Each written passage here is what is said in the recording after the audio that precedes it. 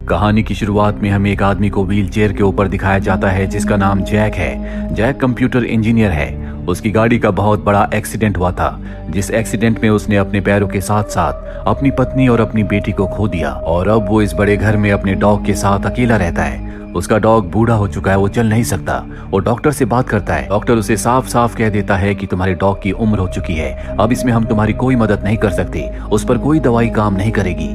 उसका डॉग बहुत ज्यादा दर्द में होता है, इसीलिए वो नेट पर सर्च करता है जिसमें उसे मर्सी किलिंग के बारे में पता चलता है। जिसके बाद वो बिस्किट्स में कुछ ऐसी दवा मिला देता है जिससे उसका डॉग आराम से इस दुनिया को छोड़कर जा सके, पर वो सही वक्त का इंतजार कर रहा है, इसीलिए बिस्किट्स को जार में डाल देता है। जैक एक कंप्यूटर इंजीनियर है, इसीलिए हमेशा वो अपने बेसमेंट में कंप्यूटर पर काम करता रहता है और एक दिन उसे बगल वाली दीवार से कुछ लोगों की आवाज आती है जो शायद उसी के बारे में बात कर रहे होते हैं। उसे शक होता है, इसीलिए स्टेथोस्कोप को दीवार पर लगाकर उसे कंप्यूटर से अटैच कर देता है ताकि वहां पर जो भी लोग बात करें वो बात उसके कंप्यूटर में रिकॉर्ड हो जाए और वो उसे सुन ले। अब अगले दिन एक बार फिर से जैक को वहां से आवाजें आती हैं और वो स्टेथोस्कोप से उनकी आवाज को सुनने की कोशिश करता है जो कि उसने अपने कंप्यूटर के साथ अटैच किया है, पर उसे कुछ समझ नहीं आता। इसीलिए उनके जाने के बाद वो अपनी दीवार पर एक छोटा सा होल करता है और उस होल के अंदर वो माइक्रो कैमरा और माइक फिट कर देता है ताकि वो न सिर्फ उनकी बातें सुने बल्कि उन्हें कंप्यूटर स्क्रीन पर देख भी सके। जैक ने अपने घर के ऊपर वाले हिस्से को रेंट पर देने के लिए ऐड दिया था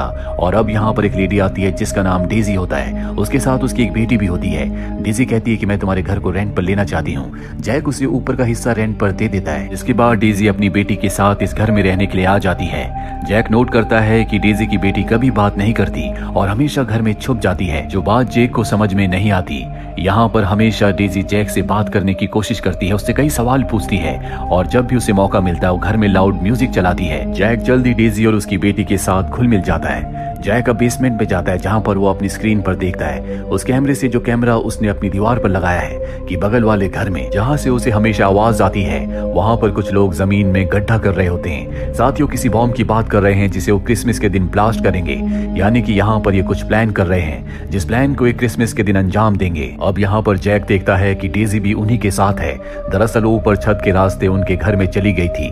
यहाँ पर जैक को समझ में आ जाता है कि डेजी उनसे मिली हुई है और वो उसके ऊपर नजर रखने के लिए इस घर में जानबूझकर एक किराएदार बनकर आई है। दरअसल डेजी इस गैंग के लीडर की गर्लफ्रेंड है। लीडर उसे कहता है कि तुम्हें यहाँ पर नहीं आना चाहिए था, तुम वापस चली जाओ, और इसके बाद वो उसे एक चाबी देता है और चाबी लेकर डेजी वापस अपने घर में यानी कि जैक के घर में ऊपर के रास्ते आ जाती है। अगले दिन डेजी जब मार्केट जाती है तो जैक उसकी बेटी से बात करने की कोशिश करता है, लेकिन वो उससे बात नहीं करती बल्कि वो हमेशा उसके डॉग के कान में कुछ बोलती रहती है और अब जैक ये जानना चाहता है कि वो क्या बोलती है। इसीलिए वो अपने डॉग के गले में एक छोटे से माइक रिकॉर्डर को फिट कर देता है ताकि वो डेजी की बेटी की बातों को सुन सके।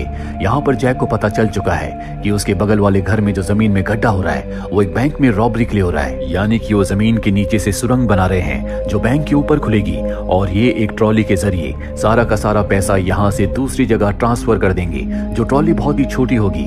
जैक उस ट्रॉली को देख लेता है और तभी जैक देखता है कि उन्हीं में से एक आदमी बैंक का एड्रेस किसी को बता रहा होता है, जिसके बाद लीडर उस आदमी को अपने पास बुलाता है और बेरहमी से उसे मार देता है। जैक ये सब देखकर डर जाता है, हालांकि उसने सब कुछ रिकॉर्ड कर लिया है, वो पुलिस को बताना चाहता है, पर तभी उसे इनकी बातों से पता चलता है कि इनके साथ एक पुलिस वाला भी मिला हुआ है जो इस लाश को ठिकाने लगाएगा। इसीलिए जैक इस बारे में किसी को कुछ नहीं बताता। अब रात को जैक डेजी की वाइन में बेहोशी की दवा मिला देता है और जब वो उस वाइन को पीती है तो वो बेहोश हो जाती है, जिसके बाद जैक उसके हाथ पैर बांध देता है और अब वो रिकॉर्डिंग सुनता है, जिसके बाद वो गैंग लीडर की रिकॉर्डिंग सुनता है, जिस रिकॉर्डिंग से उसे पता चलता है कि पुलिस वाला वहां पर आया था और उसने उन्हें वार्न किया था कि 747 और 748 इन दोनों लॉकर से कोई भी कुछ नहीं लेगा। अब कुछ देर के बाद जब डेजी होश में आ जाती है तो जैक उसके पास जाता है और कहता है कि तुम गलत लोगों का साथ क्यों दे रही हो, वो सब के सब क्रिमिनल है। डेजी कहती है कि मेरा बॉयफ्रेंड भी उनमें है जो उनका लीडर है, उसे पैसों की जरूरत है इसीलिए वो काम कर रहा है, पर वो किसी को नुकसान नहीं पहुंचा सकता। जैक उसे वही रिकॉर्डिंग फुटेज दिखाता है जिसमें उसका बॉयफ्रेंड यानी कि गैंग का लीडर एक आदमी को मार रहा है। ये देखकर डेजी की आंखों में आंसू आ जाते हैं। उसे पता चल जाता है कि उसका बॉयफ्रेंड यानी कि गैंग का लीडर एक कातिल है। अब लीडर और उसके जितने भी साथी हैं क्रिसमस की रात को बैंक में डाका डालेंगे, जिसके लिए उन्होंने एक छोटी सी टनल बनाई होती है और उसमें ट्रॉली के जरिए ये पैसों को इधर से उधर शिफ्ट करेंगे और वो जो छोटी सी टनल होती है वो जैक के घर के नीचे से जा रही है और ये बात जैक को पता है, इसीलिए वो अपने घर के फ्लोर पर एक गड्ढा कर रहा होता है ताकि जब ट्रॉली से पैसे यहाँ से जाए तो वो ऊपर से कुछ पैसे निकाल ले। ये सारी बातें वो डेजी को बताता है। डेजी उसे ऐसा करने से मना करती है। वो कहती है कि तुम पकड़े जाओगे,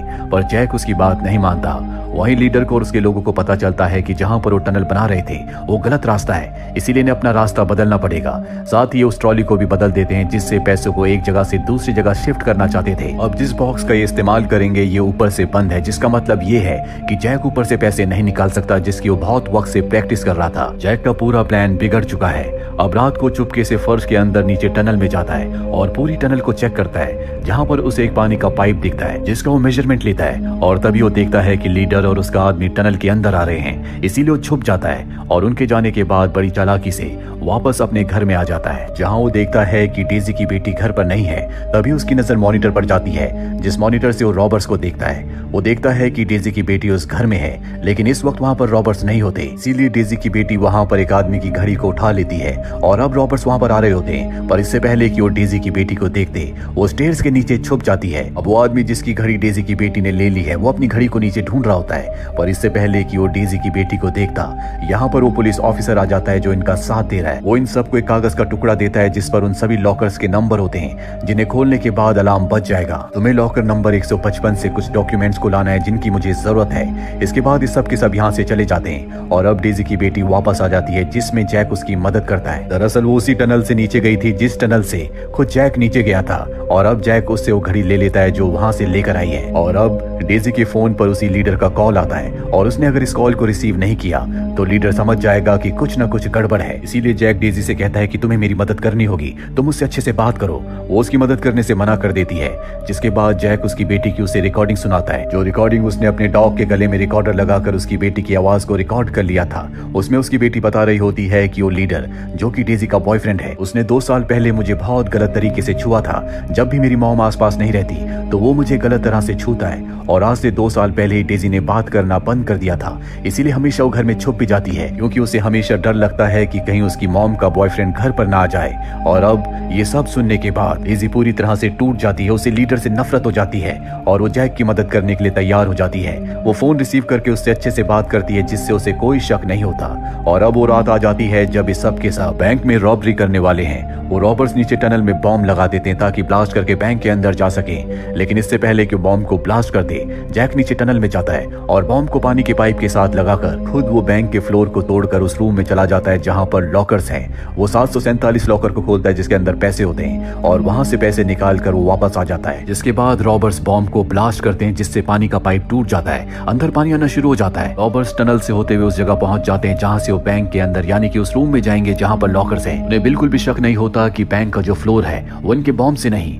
बल्कि उसे जैक ने तोड़ा है। अब ये लॉकर्स के अंदर से पैसे और जेवरात निकालना शुरू कर देते हैं और उस जगह भेज देते हैं जहां पर लीडर अपने भाई और पार्टनर के साथ है। लेकिन जब ये वापस आने की कोशिश करते हैं तो टनल में पानी इतना ज्यादा भर जाता है कि 2 लोग वहीं लॉकर रूम में फंस जाते हैं। लेकिन अब वहां पर भी पानी भरना शुरू हो जाता है, इसीलिए उन्हें अपनी जान बचाने के लिए उन लॉकर्स को खोलना पड़ता है, जिन लॉकर्स को खोलने के बाद अलार्म बजना शुरू हो जाता है और जल्दी यहाँ पर पुलिस आ जाती है। अब भी इनकी एक साथी टनल के अंदर फंसी हुई होती है। जैक उसकी आवाज सुन लेता है, वो उसकी मदद करना चाहता है, पर जैक को देखकर वो और जोर से चिल्लाना शुरू कर देती है। इसीलिए जैक उसकी मदद नहीं करता, जिससे उसकी मृत्यु हो जाती है।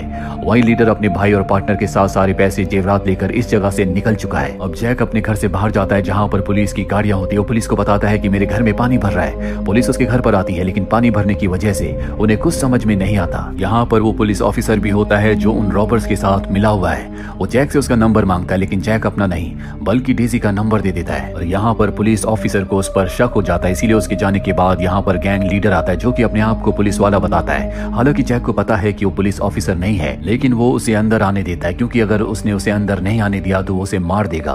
साथ ही ठीक इसी वक्त वो डेजी के नंबर से पुलिस ऑफिसर को मैसेज करके कहता है कि तुम घर पर आ जाओ। और अब यहाँ पर लीडर को पुलिस ऑफिसर का कॉल आता है। वो कहता है कि मैंने तुम्हें मना किया था कि 747 और 748 लॉकर में से कुछ मत लेना, लेकिन फिर भी तुमने उसे खोला, उसमें से पैसे लिए।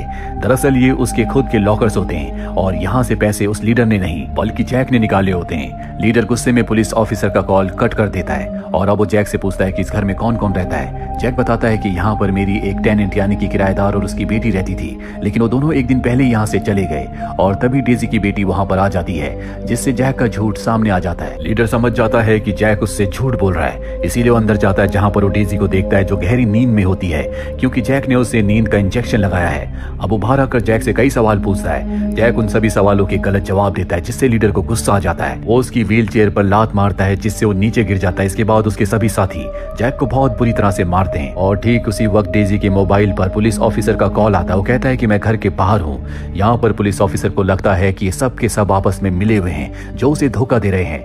दरअसल पूरा का पूरा जैक का प्लान होता है, इसीलिए उसने पुलिस ऑफिसर को अपना नहीं बल्कि डेजी का नंबर दिया था और अब वो उस पुलिस ऑफिसर को घर के अंदर ले आता है, जिसके बाद ये सब उस पुलिस ऑफिसर को बहुत बुरी तरह से मारते हैं। वो कहता है कि ये नंबर मुझे जैक ने दिया था। इसके बाद वो जैक से दोबारा सवाल पूछता है। जैक बताता है कि सारा का सारा प्लान तुम्हारे पार्टनर का है और वो लीडर को उनकी पर्सनल बातें बताता है जो जैक ने अपने हेडफोन से यानी कि उनके कमरे में जो उसने कैमरा और माइक फिट किया था उससे सुनी थी। साथ ही वो ये भी कहता है कि डेजी को बेहोश करने वाला यही है और अपनी बात को सच साबित करने के लिए वो उसे वो घड़ी देता है जो डेजी की बेटी वहां से उठाकर ले आई थी। और अब घड़ी देखने के बाद लीडर को उसकी बात पर विश्वास हो जाता है और इससे पहले कि वो अपने पार्टनर को मारता उसका पार्टनर समझ जाता है कि अब उसकी जिंदगी का खात्मा होने वाला है, इसीलिए वो गन निकालकर लीडर और उसके भाई पर गोलियां चलाना शुरू कर देता है और इस शूटआउट में लीडर के भाई की और उसके पार्टनर की दोनों की मृत्यु हो जाती है। लीडर अपने भाई की मौत से पूरी तरह से टूट जाता है और जब वो अपने भाई की बॉडी के पास होता है तभी वहां पर डेजी आती है जो गन उठाकर लीडर को मार देती है। और अब यहाँ पर पुलिस ऑफिसर है,